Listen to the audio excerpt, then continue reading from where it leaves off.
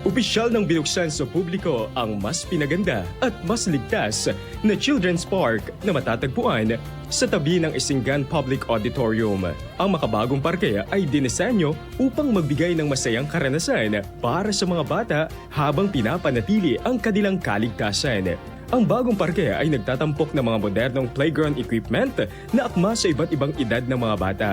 Sa kabila nito, nilinaw ng lokal na pamahalaan ang ilang mga paalala at alituntunin upang masigurong maging maayos ang paggamit ng pasilidad.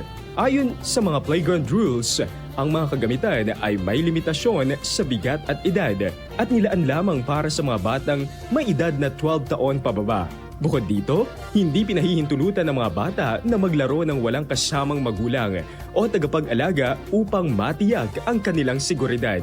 Mahigpit ding pinapatupad ang pagbabawal sa pagdadala ng pagkain at mga alagang hayop sa loob ng parke. Layunin nitong mapanatiling malinis at ligtas ang lugar para sa lahat ng gumagamit.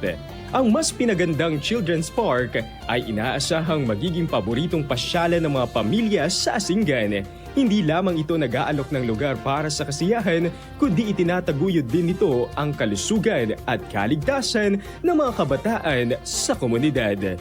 At yan ang ating good news. Ako si Idol Ruru Hugutaro, Tatak IFM. IFM News. IFM News. IFM News.